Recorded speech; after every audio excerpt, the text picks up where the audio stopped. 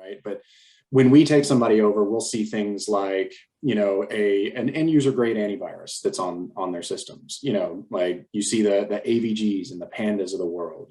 Those are some little things. Or we'll, when we go to take over a client, we'll see that they have home use firewalls and routers.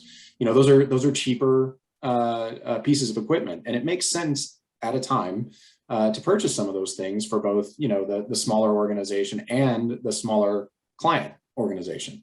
But at some point, you do have to understand that, cheap equipment at times can just be that. And, you've got to be prepared for that. And the feature richness and a lot of stuff that the more mature organizations are providing you are, they're from a security landscape, from an access control landscape, from a lot of different, from a reporting and monitoring, like a lot of those things are things that the more mature organization has that you're just not going to get from the smaller spots. And all of the things that you just mentioned kind of affect what our pricing is, right? Exactly. So from a pricing perspective, interestingly, we have a post up on the blog that I wrote, I don't know, maybe a year or two ago.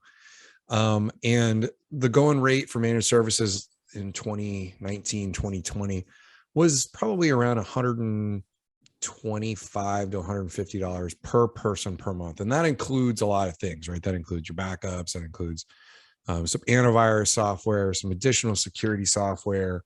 It includes account management hours. It includes all you can eat support desk. It includes a lot of that stuff.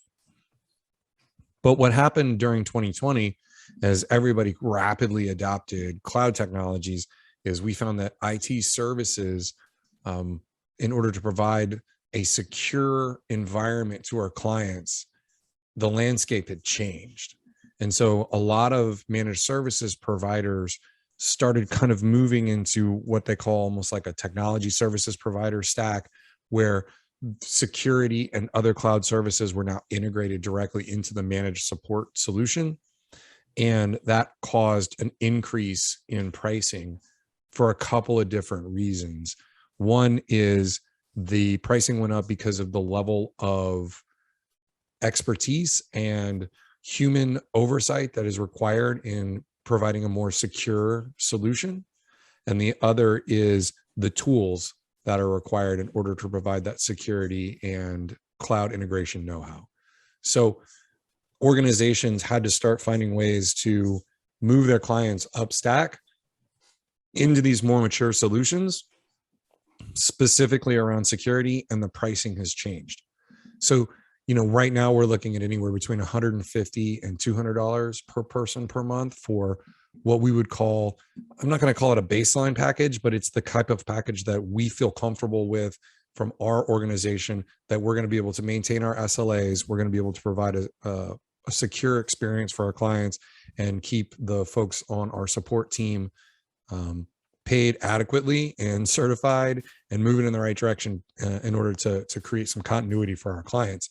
If you get into even more advanced security solutions, you could be looking at anywhere between $250 or more per person per month, because you're integrating things like SIM, threat hunting, managed intrusion detection solutions, sandboxing, right? There's like all sorts of different add-ons that you can start bolting into solutions, and they get exponentially more expensive, primarily around the fact that you have to have a lot more human interaction with some of those, right? Like people looking at the logs, people creating escalation alerts and stuff, removing false positives. So when you're looking for a provider, the going rate for IT services is all in: backups, antivirus, support desk, all those things. You're going to have an all-in kind of price. Now they could charge you by person and then like line item everything else. They could charge you by workstation and line item everything else.